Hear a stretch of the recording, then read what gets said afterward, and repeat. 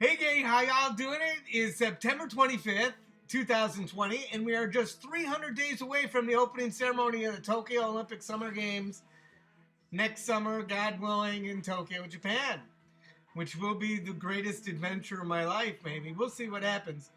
Let's get some things right out of the way. Today is the 25th anniversary of eBay. Can you believe it? Today is the 25th anniversary.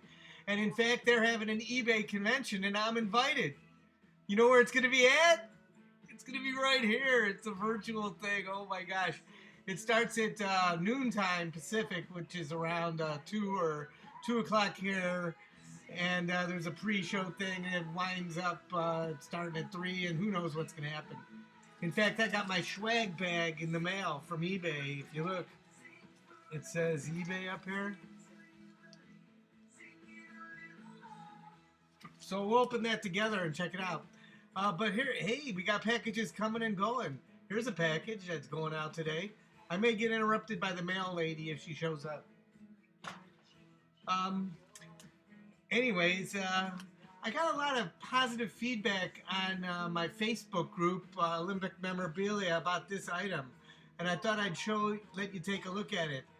This little sculpture, PVC sculpture, was actually provided as a gift to medal winners when they were on the podium during the victory ceremony. This is very similar. This was available to gift shops all over town. There's a hologram on it and stuff.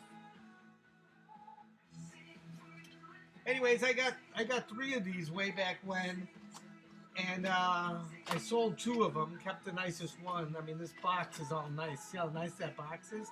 The other ones were kind of crushed because I bought these from China. China.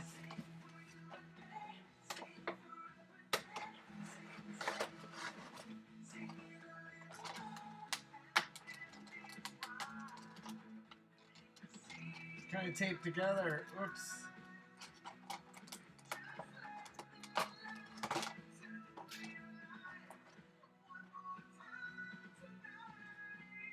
The ones given to the Olympic medalists had a green base and said something like Rio Games on the front of it. I'm working at a disadvantage here. It said like Rio Olympic Games up here, and it was green. But yeah, this thing's kind of neat, isn't it?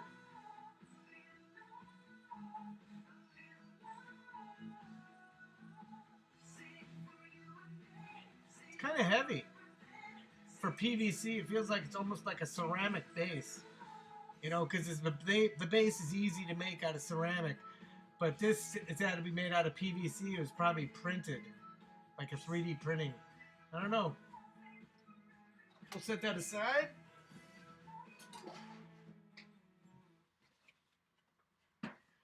Oh well, there's so much to talk about today. You know, whether I was going to go to the games or whether I was not going to go to the games.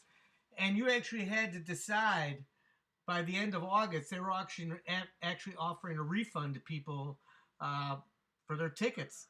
And for people in the United States, from CoSport, you'd get a refund less your handling charge. They charge 20% handling charge. But the way that return worked, this is the actual form, okay? You had to return certain orders. See this line here that says order number? Okay? And I had orders that had like 1 ticket on it. Okay? So I could cancel an order with 1 ticket, these single order tickets. But what if there's 2 games? My one has 2 tickets on the order. And this one's got 3. See, 1, Taekwondo, cycling, and weightlifting. You know, you can't just pick one of those events to cancel, okay? You got to cancel all 3. So, to summarize on 1 piece of paper, these are my orders. So, and if I was going to cancel a hockey ticket all by itself, it's only a $50 ticket. This is with all the fees and expenses and handling and taxes. It's only $48. The hockey ticket's only $29. So why bother canceling a ticket that's only $29 when I could sell used tickets on eBay? This week I had my best week on eBay ever. I sold two Rome Olympic tickets, one for opening, one for closing ceremony. I sold a whole package of opening ceremony swag bag from Pyeongchang to this one individual, and they bought like a dozen other tickets. My biggest week ever, biggest sale ever. Um, Pushed me over the limit to be a top-rated seller again. Can you believe it? Just so lucky. Anyways, so what I decided on is that 3-on-3 basketball ticket. Look at one game, $132. 3-on-3 basketball. What a bunch of junk. So what I did is I decided that I was gonna cancel that ticket. I only put one order number there, and what they'll do is they'll credit back my credit card. But I forgot to mention, was I going to go to the games or was I not going to go to the games? So it gets kind of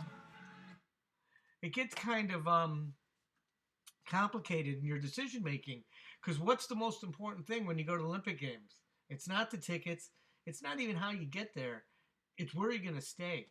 And I obviously canceled my reservations for the Hotel Grand Hill in the Osaka, or actually the Toshima district near Osaka Station. Okay, I just got the video paused for a second. Anyways, so I had to book a new hotel. And if I couldn't book a hotel, I was going to have to cancel all the tickets. So the first thing I did is I went to booking.com to see what was available. And of course, this was in August. Okay, I had to make a decision by the end of August. Actually, they wanted an email by August 25th. Okay, and the Olympic Games are going to be, in July and August of 2021. So it's less than a year. And usually tickets start booking 1 year out in advance. So I had to figure out if I was going to be having a hotel. So I went online and they're 97% booked. And I'm like, oh my gosh. And the only hotels available are like, honest to God, thousands of dollars a night. Some $10,000 a night. And they wanted to pay in advance. None of this, you book the reservation and and you get canceled all the way to a month before. No, they wanted you to pay 100% in advance and no refunds. So what I actually did is I contacted Capital One and spoke to some wonderful people there. Capital One, no foreign exchange fee on my hotel reservation, but they promised me that if God forbid the Olympics get canceled next year and I don't go to the games, that even though there's no cancellation fee, if it's by no fault of my own I don't go, they could work out possibly a refund. So we'll see how that goes. But anyways, everything was booked. I was freaking out. I was trying to find something. And I actually found a hotel. And I found a hotel that's in a better location than I was before. And I decided that I was also going to go to Sapporo, remember, for one night, just for that one football game. But why go to Sapporo for just one night and be running around like stressed out? So I decided I'm going to spend the whole weekend in Sapporo. And plus, it takes away from a high expense hotel in Tokyo if I'm going to Sapporo. And my Tokyo hotel has a checked luggage room where I could leave the bulk of my bags and gear and swag and whatever belongings I have, and then just go up to Tokyo with a light backpack for the weekend. So anyways, I actually booked a hotel up in Sapporo. I think I said Sapporo. I booked a hotel up in Sapporo for like cheap. I don't even remember, but it's like 15 or 20 bucks a night or something in a hostel. What the heck, a hostel. But wait till you check out this hotel I got. Actually, I don't have the details of the hotel, but just check out the location. It's all about location, location, location.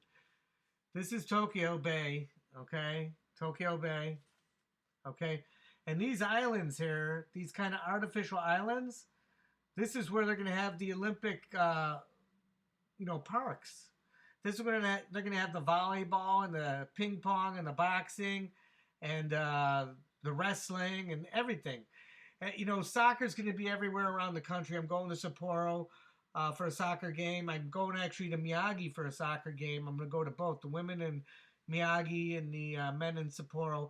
But like some of the like equestrian and shooting, those are way outside the city and other locations. But there's a whole district here where there's going to be Olympic Games. And this is downtown Tokyo. This is Tokyo Station.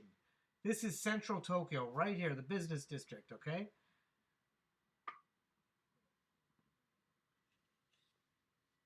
That's where my hotel is, where that red dot is.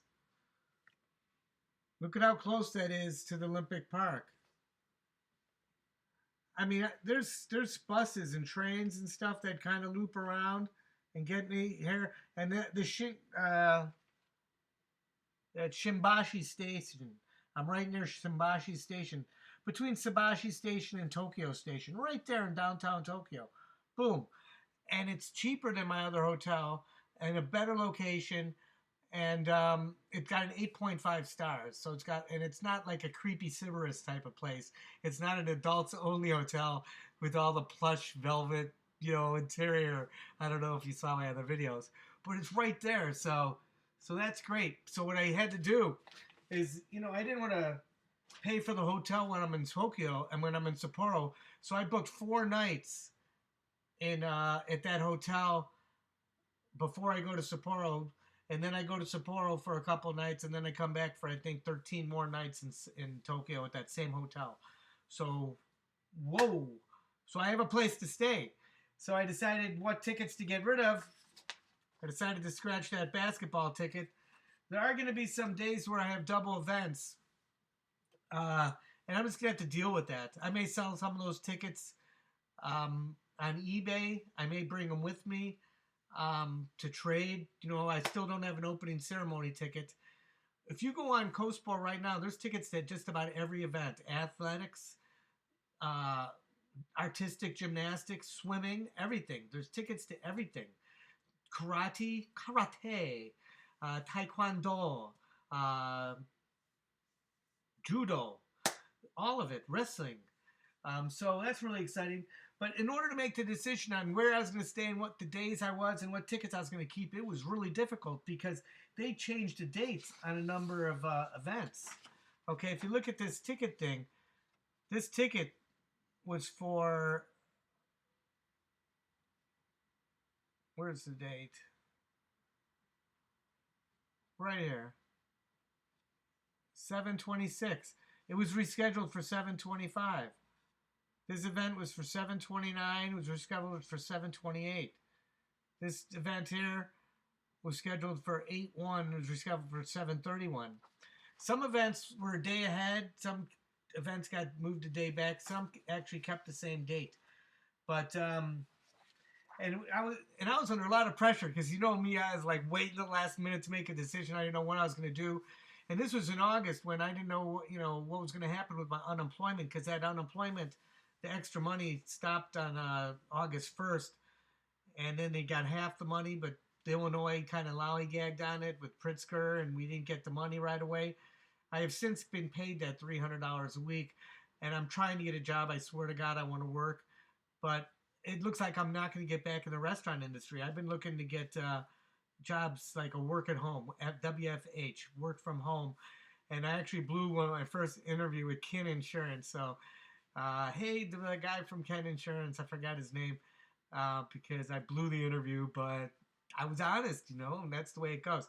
But this is how unorganized I was with my Olympic schedule coming in to having to make a decision. So what I did is I transposed information to a regular calendar, okay, in order to decide whether I was going to go. See, this day I got like a double event. I got cycling event. I'm going in the day, and then I got field hockey at night. I may be able to pull that off, but like the toughest one is I think it's here. I have taekwondo in Tokyo in the morning, and then I got to be in Sapporo in the afternoon, the same day. That's not going to work out. But even though it's a $29 ticket, that's only a $39 ticket. I mean, man, these tickets are cheap, aren't they? So anyways, the next thing I do is then I put it on a big calendar. I don't know if you can see this, but I haven't really filled it in yet. But I put my calendars Monday first. The Mondays, I start with Mondays instead of Sundays. Because why separate Saturdays and Sundays on the weekend? But that's just me. Okay. So, and the decision factor was also, this whole blog is about the Olympic experience. The whole reason I go to the Olympic Games, besides for going to the Olympic Games, is to share the experience, right? So what better experience is there to go to a pandemic delayed Olympic Games where there'll be social distancing and who knows what'll happen? I mean, the whole fact that we had this refund for Olympic tickets, it's never happened before, you know? So I had to go through the experience to share it with you. Okay.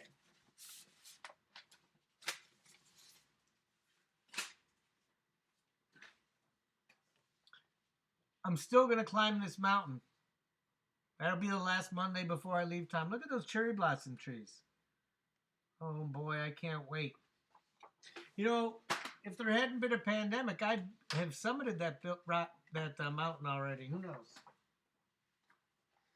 Hey, this just fell on my foot. This is what I got myself for my birthday. This is a really nice speaker cable for my guitar rig. Because I don't know if you can see, my guitar head is up here, and my guitar speaker box is here. And they're separated by this piece of wood. I don't know if I could do it right. This piece of wood. Anyways, there we go, this piece of wood. So I only had a 3-foot cable, so now I got a 15-foot cable. So not only does my cable go from my head to my box, but I can move that speaker box all around the room, you know, playing their music, annoy all different neighbors. Annoy those neighbors one day, annoy those neighbors another day. Actually, one of my neighbors, I just spoke with the other day. I got his name. I should have had it right here on me. I forgot it again. But he's a guitar teacher. And yesterday, I don't know if anybody saw my Facebook post, but I gave away like $1,000 worth of groceries and produce and staples like flour and sugar and oil and canned goods that I got through a buddy of mine, Gino, and this lady, Lillian, out in Schaumburg. I thought I was going to get like one box of groceries. They filled my car. There was 20 people there that showed up for these groceries, and they had pallets of food that if they didn't fill your car with food, they would have put in a dumpster. So anyways, I came home and I just put it on the side of the parking lot by my house where I usually park my car and my motorcycle and stuff, and just put all this food out. And I picked it up at 4, and I got home around 5 when everybody's coming home from work. And I stopped everybody. You know me, I'm not shy. And I gave away all the food. My cabinets are full of food. In my fridge and my freezer, some pork and chicken, and it's just awesome. So thanks again to those folks out there in Schaumburg, Lillian and Gino and everyone else. Okay, so am I going to do this project? Are you familiar with this project? Where I write letters to all the Olympic companies? And these were my results. This must be 2014 Sochi. I write to all these sponsors and stuff, and it's a smiley face. That means they sent me back a goodie. And they get back tons of stuff.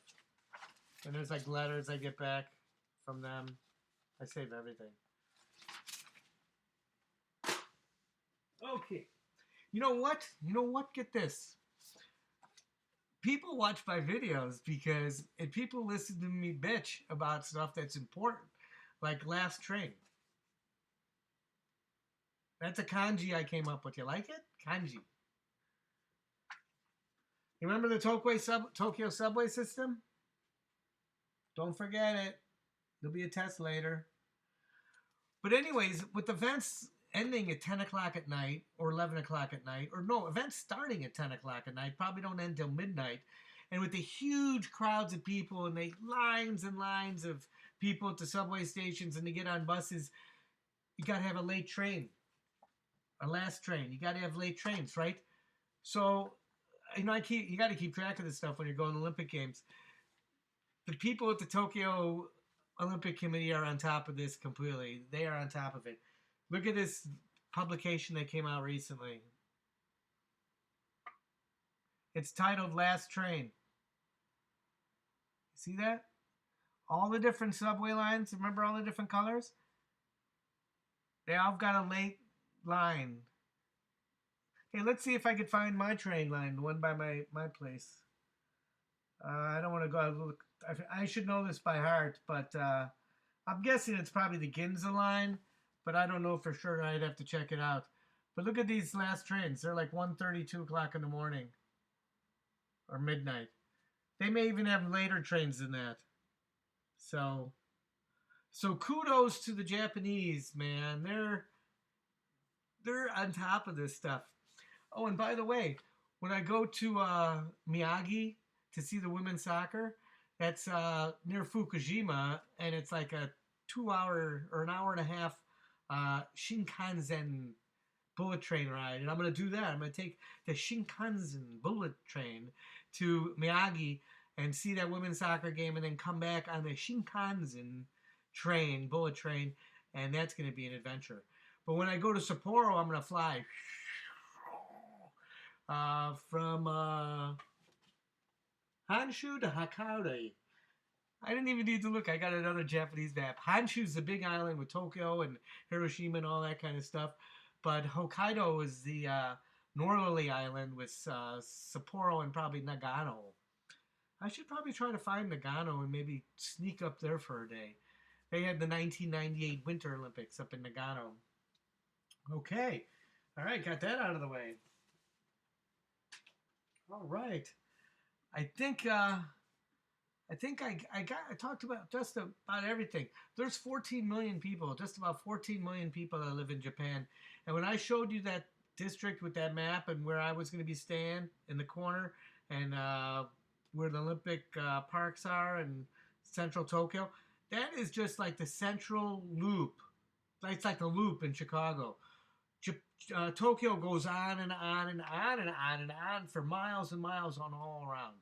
It's nearly a megalopolis, combining probably into Kawasaki and Yokohama. All these cities that you've heard of, like motorcycle companies and machine companies, there's actually cities named that and people named that. I mean, of course, that's the way it is. So let's show you a couple other things. You see these wheels here? These are chirp wheels that I got online. There may have been some commercials on TV. You roll on those on your back and it decompresses and separates and lets you relax your back. It's kind of neat. And this is a piece of artwork that my mom did. It's needlepoint. No, actually, it's not needlepoint. It's not cross stitch. I forgot what you call it. Maybe it is needlepoint. But you have the NBCN from the 1970s. You have an Olympic runner icon, like from the Olympic Games. You got a baseball, you got a football, you got a golf ball. My mom made that because she was like, remember, she was a stalker.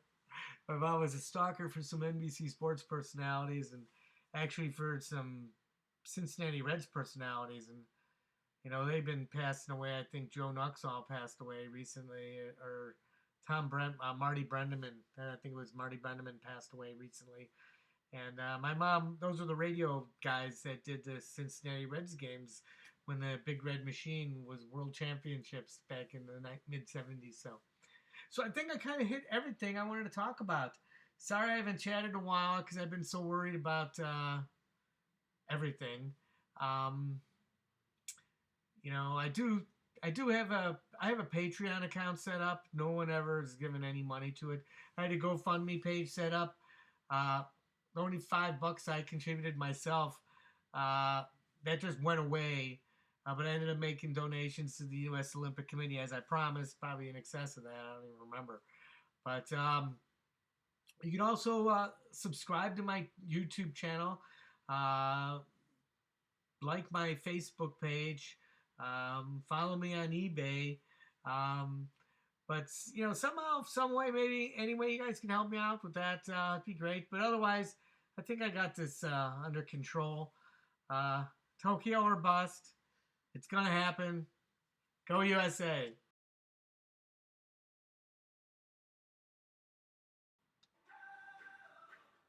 Hey, I nearly forgot. Bonus. What did I get from eBay, right? Let's open it up.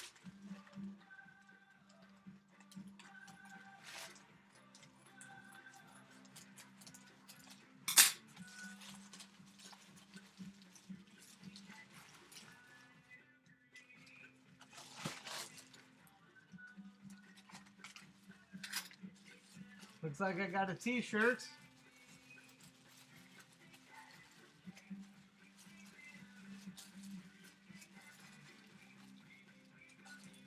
Gotta tear it open, I guess.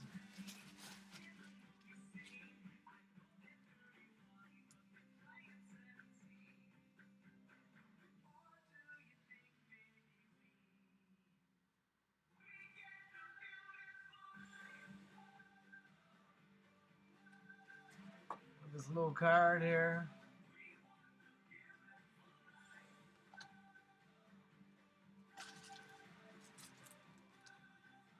I got this little thing here. Let's open this up.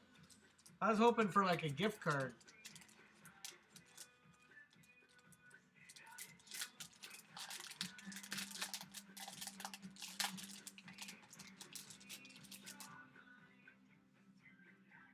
Oh, these are stickers.